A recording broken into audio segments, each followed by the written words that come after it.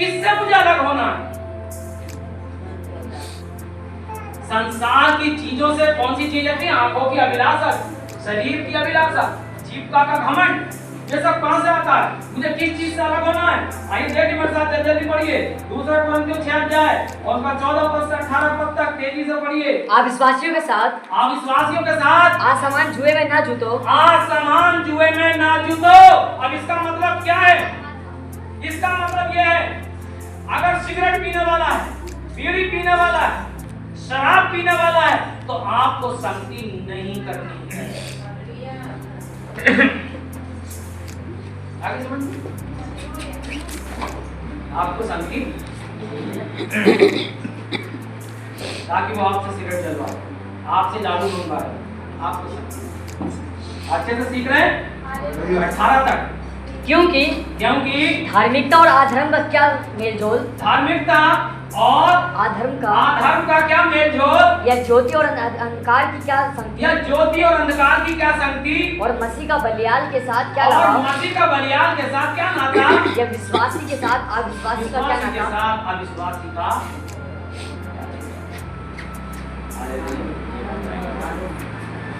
Hallelujah. और पढ़िए। और मूर्तियों के साथ परमेश्वर के मंदिर का क्या संबंध? पहला कुरिन्थियों 10 अध्याय 14 पद से 17 पद तक तेजी से पढ़िए। इस कारण है मेरे प्रियो, मूर्ति पूजा से बचे रहो। मूर्ति पूजा से बचे रहो। इन चीजों से आपको अलग होना है। संसार से मित्रता करनी, परमेश्वर से बैर करना है। इन चीजों से आपको अलग होना है। जरा से अलग होगी, सेपरेट रहिए। पढ़िए, जल्दी जल्दी पढ़िए। मैं बुद्धिमान जानकर तुमसे कहता हूँ, ये बातें कहता हूँ। जो मैं कहता हूँ उसे तुम परखो। धन्यवाद का कटोरा, तुम धन्यवाद का कटोरा, जिस पर हम धन्यवाद करते हैं, क्या मसीह के लहू की सहभागिता नहीं? वे रोटी जिसे हम तोड़ते हैं, क्या वे मसीह की देह की सहभागिता नहीं? इसलिए कि एक ही रोटी है, तो हम भी जो बहुत हैं, एक देह हैं, क्योंकि हम सब उसी एक रोटी में भागी होते हैं। एक ही रोटी में भागी। हालेलुया। इसलिए आपको मूर्ति पूजा से अलग क्या होना है? आप प्रार्थना में भी आ रहे हैं, वचन में भी आ रहे हैं, प्रार्थना सुन भी रहे हैं और फिर भी पूजा कर रहे हैं, तो भैया मूर्ति पूजा से आपको अलग। और इसके लिए आपका सताव भी हो सकता है। शोभा बहन का सताव हुआ है और आज भी सताव हो रहा है, लेकिन उन्नति पाती चली जा रही है। क्यों उन्नति पाती चली जा रही है? आज भी इसकी माँ ये कहती है, अपने पादरी से, अपने खुदा से दुआ कर मैं ठीक हो जाऊंगी। और 50 मूर्ति रखी होगी सर में, 50 मूर्ति रखी है, लेकिन फिर भी कहती क्या है माँ कि अपने पादरी से दुआ करा, या तू दुआ कर मैं ठीक हूँ,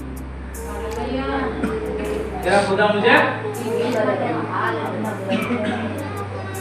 अरे भैया, आपको ऐसी शिक्षा से अलग होना है। आसमान जुए में नहीं जुटना है। भाई के कारण भोजन से अलग होना है।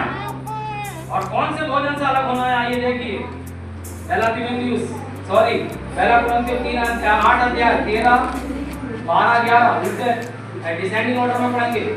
13 12 11। इस कारण यदि भोजन तेरे भाई को ठोकर खिलाए, तो मैं कभी किसी रीति से मांस न खाऊंगा। ये कौन कह रहा है? पौलुस। और आज पवित्र आत्मा कहने वाला अपने आप को, पवित्र आत्मा जो कह रहा है वो पौलुस से बड़ा है, और वो ये कह रहा है कि हमारा खाजा भैया किसी को ठोकर लगे या कुछ भी हो, हमारा तो खाजा है, हमको खाएंगे। और पौलुस क्या कह रहा है? फिर पढ़ो दोबारा से। इस कारण यदि भोजन मेरे भाई को ठोकर खिलाए, अगर भोजन मेरे भाई को ठोकर खिलाए, तो मैं कभी किसी रीति से मांस न खाऊंगा। तो मैं कभी किसी रीति से मांस न खाऊंगा। ना हो कि मैं अपने भाई के लिए ठोकर का कारण बनूं। ना हो कि मैं अपने भाई के लिए ठोकर का कारण बन जाऊं। हालेलुया। अगर शोभा का किसी खाने को दिल नहीं करता है, आज पूरे चर्च में मैं बैठ कर कह रहा हूँ, पूछ लीजिए अगर मैं से जबरदस्ती कोई चीज खिलाता हूँ, या मैं अपने घर पर कोई ऐसी चीज बनवाता हूँ जो शोभा नहीं खाती है या उसकी बेटी नहीं खाती है, ये कहाँ का दीन और ईमान है? ये शिक्षा शुरू से ही गलत चली आ रही है। ये भाई भाई में नफरत कर रही है। वचन तो पढ़ना लोगों ने बंद कर दिया। फिर पढ़ो दोबारा से एक बार और, ताकि लोगों के कानों में उंगली लग जाए।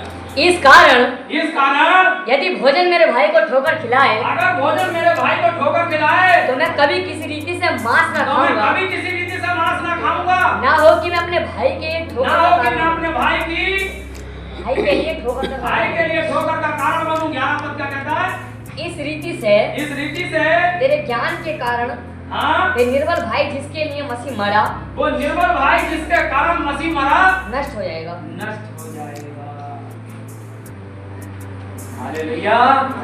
यही कारण है कि अल्प ज्ञान विनाश का कारण बनता है।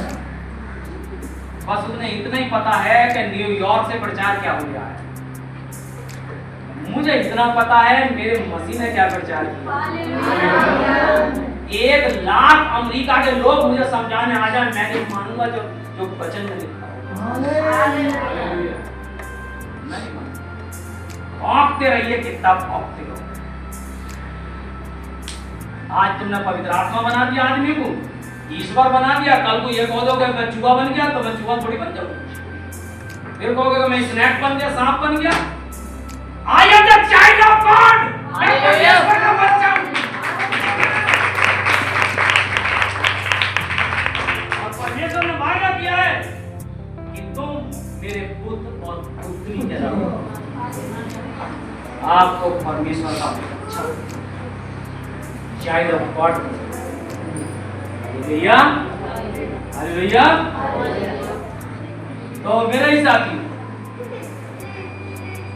और भोजन के कारण, ऐसा भोजन जो मेरे भाई को ठोकर खिला रहा है, सेपरेट कर। Hallelujah, hallelujah.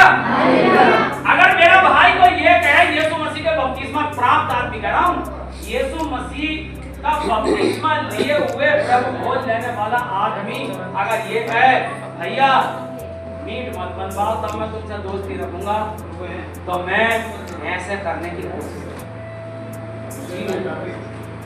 मेरा पौलुस कहता है कि मैं तो मीट खाऊंगा। अरे भैया, क्या आपको अच्छा लग रहा है? झूठे शिक्षकों से अलग रहना है, अलगाव। जब परमेश्वर हमारे जीवन में आ जाता है तो हमें थोड़ा सा अलगाव चाहिए।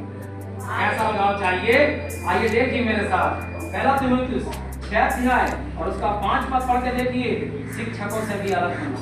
और उन मनुष्यों में बेहद रगड़े झगड़े उत्पन्न होते हैं, हाँ, जिनकी बुद्धि बिगड़ गई है, और वे सत्य से विहीन हो गए हैं, जो समझते हैं कि भक्ति कमाई का द्वार है। समझते हैं कि भक्ति कमाई का क्या है। एक अध्याय का 6 पद पढ़ना जल्दी से।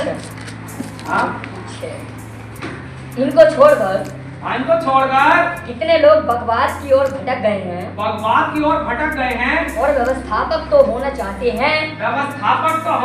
हैं, पर जो बातें कहते और जिनको दृढ़ता से बोलते हैं, उनको समझते भी नहीं। दृढ़ता से बोलते हैं, उन्हें समझते ही नहीं। अगर उन्हें भैया समझ जाते तो इसे ऐसी शिक्षा नहीं खिलाती। हालेलुया, ऐसी शिक्षा। और दूसरा पत्रस 2 अध्याय का 1 पद क्या कहता है? जिस प्रकार उन लोगों में झूठे भविष्यवक्ता थे, उसी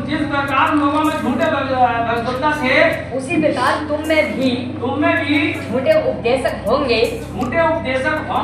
जो नाश करने वाले हालेलुया, क्या होंगे? झूठे उपदेशक होंगे। तो ऐसे झूठे उपदेशकों से आप